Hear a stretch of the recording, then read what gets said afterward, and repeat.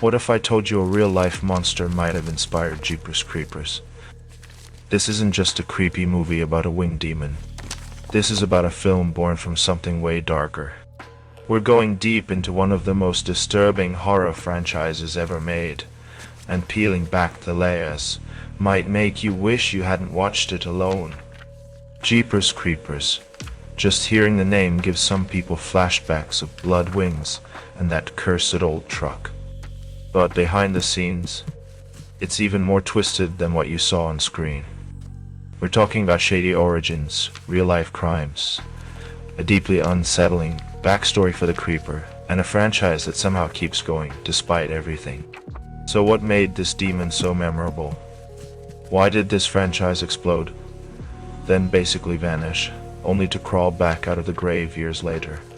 And what's the shocking real-world inspiration that's been swept under the rug?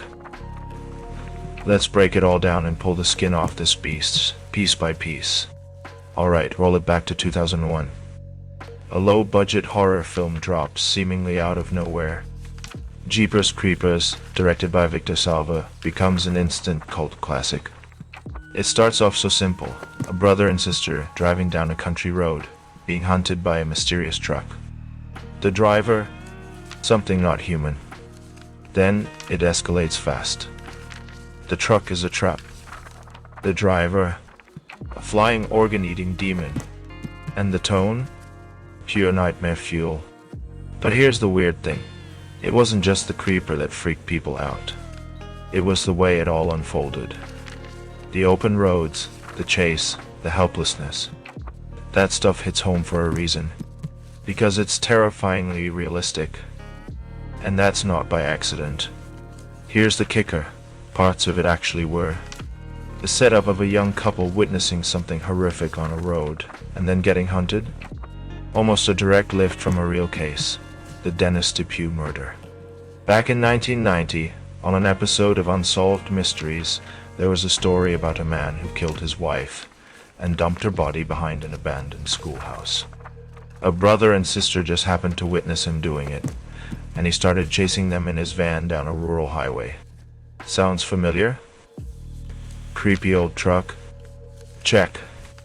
Brother and sister? Check. Middle of nowhere. Body behind a schoolhouse? Yep. Chase down the road? Exactly. It was like the movie was echoing real events. But instead of a murderer, Salva gave us the creeper. Now, here's where it gets really dark. Victor Salva, the man behind Jeepers Creepers, is a convicted sex offender. This isn't speculation, it's fact. In 1988, long before Jeepers Creepers, Salva was convicted for sexually abusing a 12-year-old boy who starred in one of his earlier movies. He recorded it. He served time, just 15 months or a 3-year sentence. And after being released, somehow went on to work with Disney on Powder. Then he launched Jeepers Creepers with a new studio backing him. Yeah, let that sink in.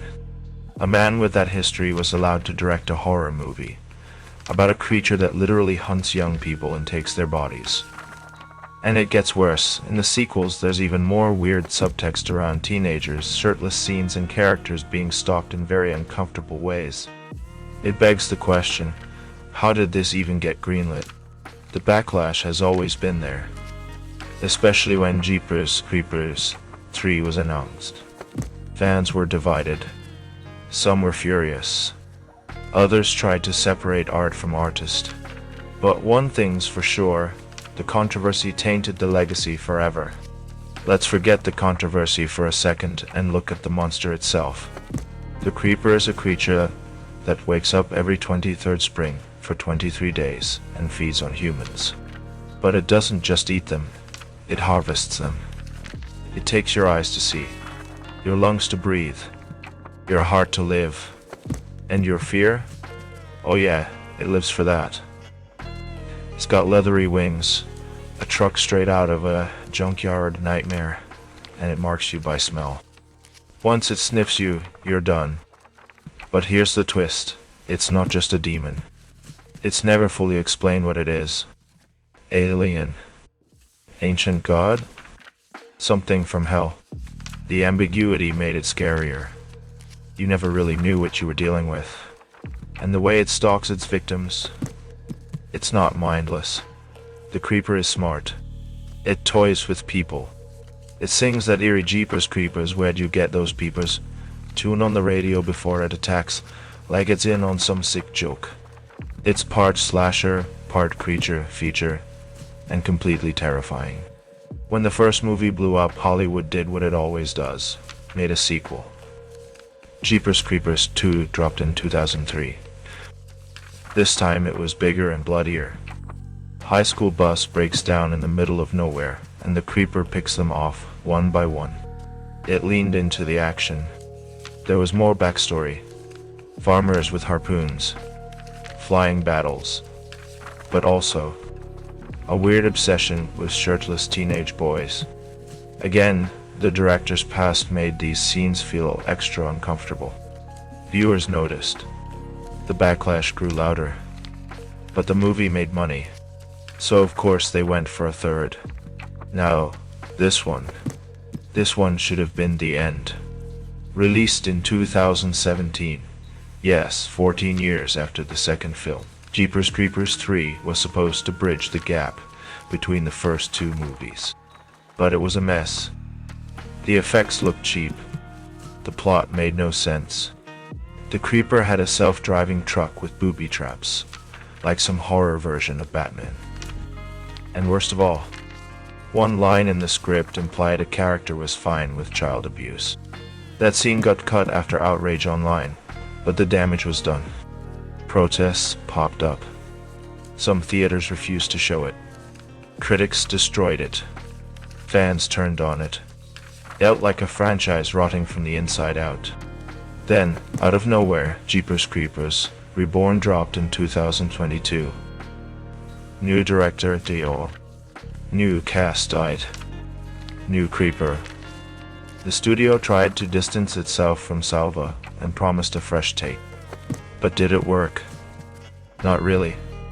The movie looked like it was shot in someone's backyard. The creeper looked like a cosplay version. The scares, pretty much gone. And the story. A convention, a haunted house, and a bunch of cliches stapled together. Fans were not happy. The film barely resembled the gritty terror of the original. It felt like a reboot for the sake of keeping the IP alive, not out of any love for the story. Here's the thing. The creeper was always a cool monster. The idea of something ancient waking up to hunt people is terrifying. The rural setting, the isolation, the build-up, it all worked. But you can't separate the creeper from the shadow of its creator. Not completely. The films carry that stink of unresolved trauma, of bad decisions being ignored for the sake of money. And audiences, they can feel it. Even today, when people mention Jeepers Creepers, someone always brings up the backstory. It's part of the legacy now. And maybe that's the real horror. Let's end with this. Why did Jeepers Creepers hit so hard in the first place? It wasn't just gore, or monsters, or jump scares.